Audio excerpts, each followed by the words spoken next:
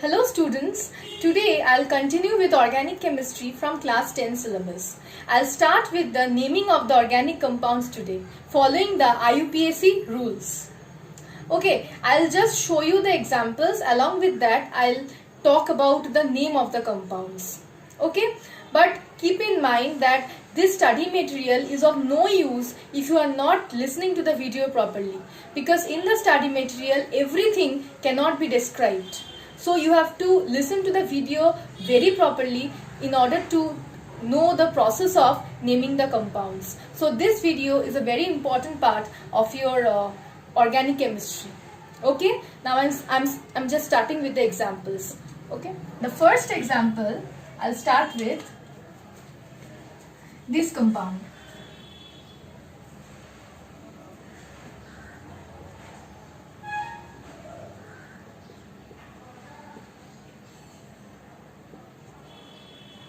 Okay, before starting the naming of the compounds, I'll just tell you something about the structure of the compound.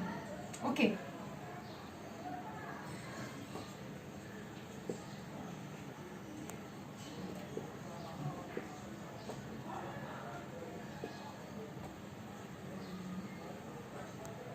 The structural formula are of two types. One is the branched structural formula and the other is the condensed structural formula. This form, in which all the hydrogens are shown along with their bonds, are known as branched structural formula. But if you write the condensed structural formula, then the structure will be, since this carbon consists of 3 hydrogens, CH3, single bond. Carbon-carbon single bond is shown. This carbon, second carbon, consists of 2 hydrogens. Third carbon consists of 2 hydrogens. And the fourth carbon consists of 3 hydrogens. So CH3. This is the condensed structural formula. And your IUPAC structures which you have to name will be given mostly in this form, in the condensed structural form. See, this is the compound whose name you have to find out. Okay.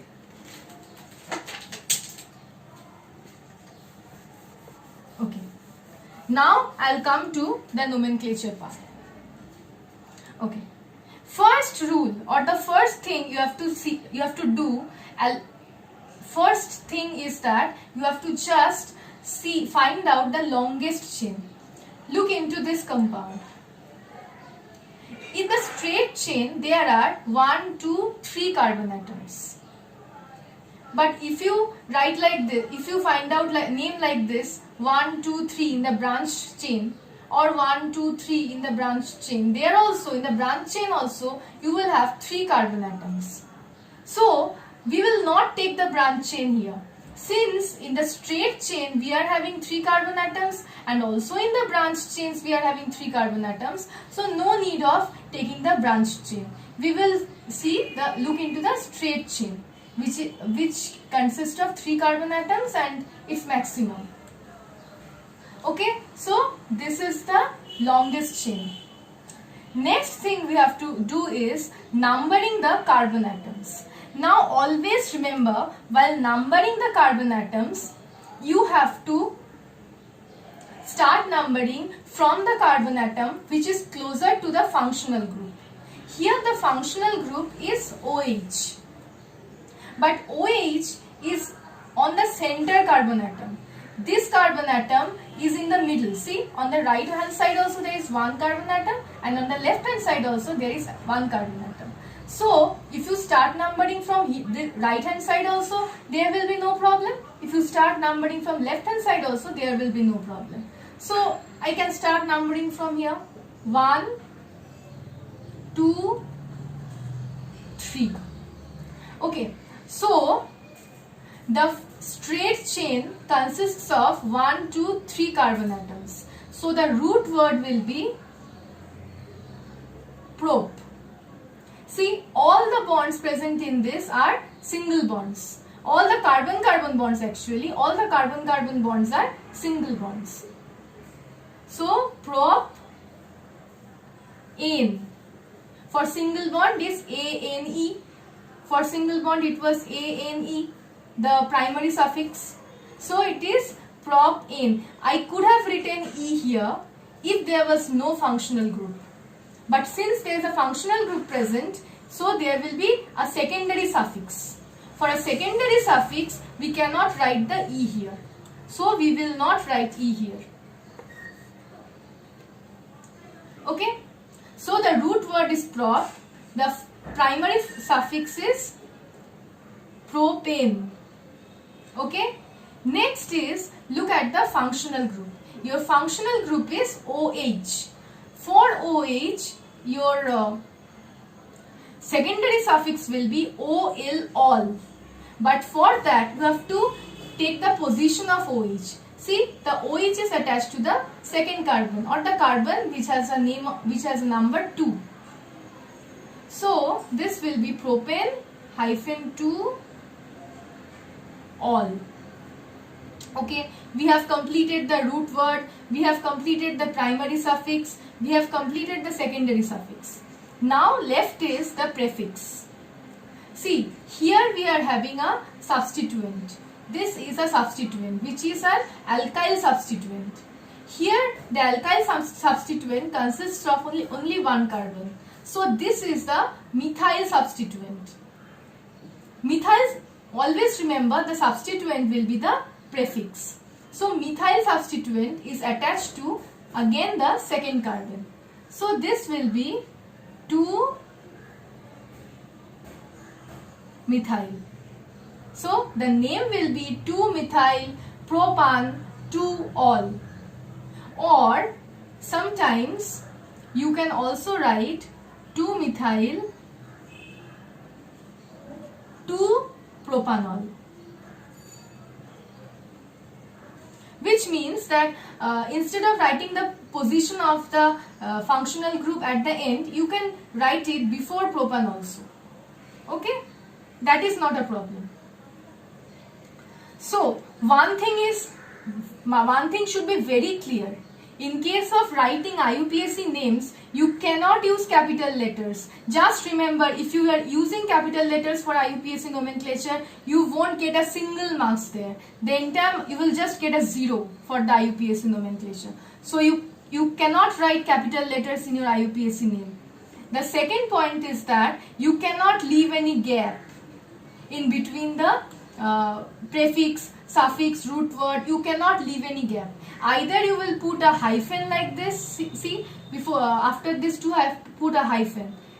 Either you will put a hyphen there, or you can also put a hyphen here also, or you will just join the prefix, suffix and second primary suffix. Okay? You cannot leave a space. You cannot write like, you cannot just write like this. 2-methyl propane. You cannot leave this space like this. Either you have to give a hyphen, or you will just write it like this. See, I have just joined this two. Okay, this is wrong process. And you cannot write like this, methyl, capital letter. This is wrong. Okay, this is the first example of IUPAC nomenclature. The next example, I am rubbing this, okay. The next example will be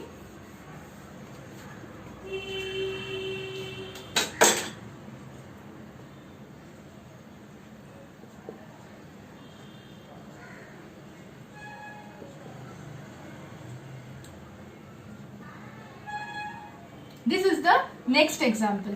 Okay, sometimes in this type of chain compounds, if the carbon-carbon bonds are not shown, if the compound can be written like this, then also remember that the carbon-carbon bonds, single bonds are there. Since there are single bonds, so sometimes these carbon-carbon bonds are not shown. That is not a problem. Okay? Okay. Here only straight chain is present. So no need of thinking about the longest chain. This chain is the longest chain here. So how many carbon atoms are present in the longest chain? 1, 2, 3, 4. For 4 carbon atoms in the longest chain, we have a root word but. Look at the bonds. All are carbon-carbon single bonds. So, butan. See, we have a functional group here. So, we cannot write E here. We cannot write butane here. E. We cannot write the E here, okay? Butan. Now, we will start numbering. See, from this side if we start numbering, the OH group is present on the second carbon. But if we start numbering, see, 1, 2, 3, 4. If we start numbering from this to this, then the OH group will be on the second carbon. But if we start numbering from this carbon, 1, 2, 3, 4, then see the OH group is on the third carbon. But we have to start numbering from the carbon atom which is closest to the OH group. So we will start numbering from this side, from right hand side. So 1, 2, 3, 4, this is the correct numbering pattern. I'll just remove this. Okay? Okay. Now about the functional group. See, the functional group is OH. For OH, the secondary suffix will be OL, all. And the OH is present on the second carbon. So, butan, 2, all. There are no other substituents, neither halo substituents nor alkyl substituents. So, there will not be any prefix.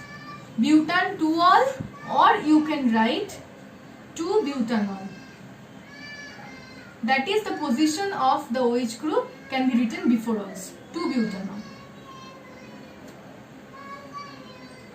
But if you follow this one, this process, it will be easier for you to name the compounds. Okay, this was the second example. Next I'll come to the third example.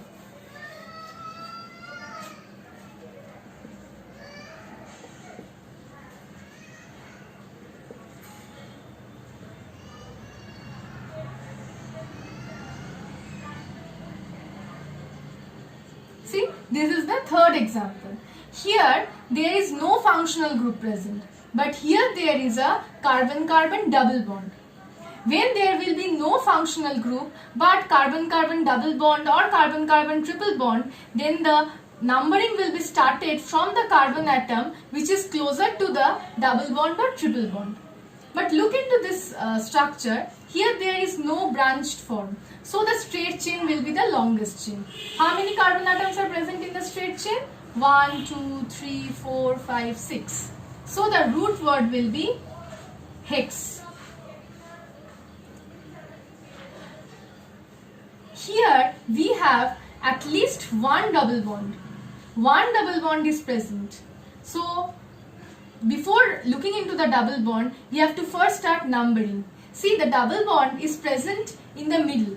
If you start numbering from this side also, 1, 2, 3, the position of double bond will be 3. If you start from this side also, 1, 2, 3, 4, the position of double bond will be 3. Always remember, the position of double bond or triple bond will be determined by the first carbon to which it is attached. If I start numbering from 1, 2, 3, 4, 5, 6, then 3 which will be the position of hex, this double bond. Okay, if we start, that is this carbon. If we start numbering from 1, 2, 3, then this carbon will come at first. So 3 will again be the position of the double bond here.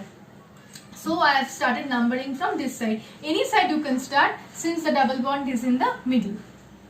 Okay, so position is 3 in.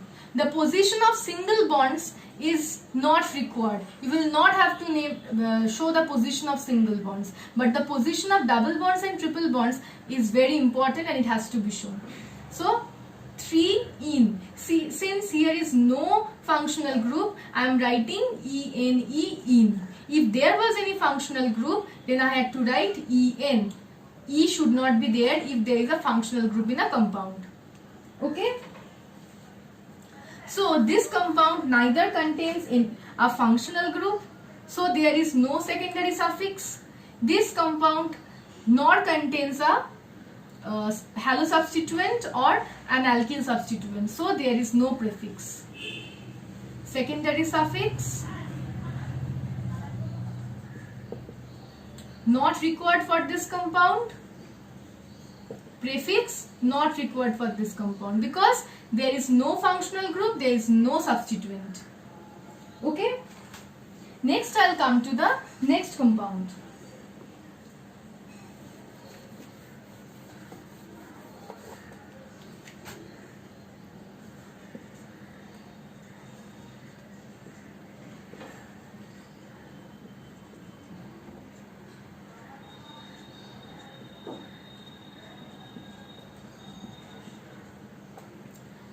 Look into this compound. Okay, before naming this compound, I want to tell you something, that this COO group, which is the carboxylic acid group, can be written like this. Okay, so this is basically this carboxylic acid group, COOH, that can be broken and written like this. Okay, so this is the carboxylic acid group. Okay, remember one thing, if there are two functional groups in a compound, like in this compound there is an acid group, carboxylic acid group, as well as there is a halogen. There are two functional groups, but always remember, for this type of compounds, always the carboxylic acid gets the highest priority. In your standard, for naming the compounds, carboxylic acid will get the highest priority, which means that the carbon which contains the carboxylic acid will be numbered as 1 always. If there is a halogen along with that a carboxylic acid or an aldehyde, then always the aldehyde and the carboxylic acid will get the higher priority, and that carbon will be named as 1. This is 2, this is 3, and this is 4. Okay, so this is a straight chain, is the longest chain, you can understand, because there are no branch chains.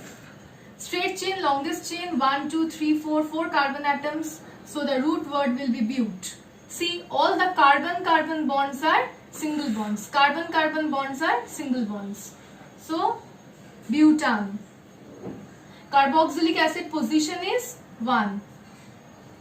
Since the position of carboxylic acid is 1, so we do not need to write the position of this carboxylic acid. We will write butanoic acid. A space is left between this oic and acid. This is the only exception where a space is left in IUPAC nomenclature. Okay? Okay. This functional group is completed. Now we are having a halo substituent, which is the Br, and its position is 3 because it is attached to the third carbon. So 3-bromo, 3-bromo-butanoic acid. Okay? Okay. Now I'll come to another example.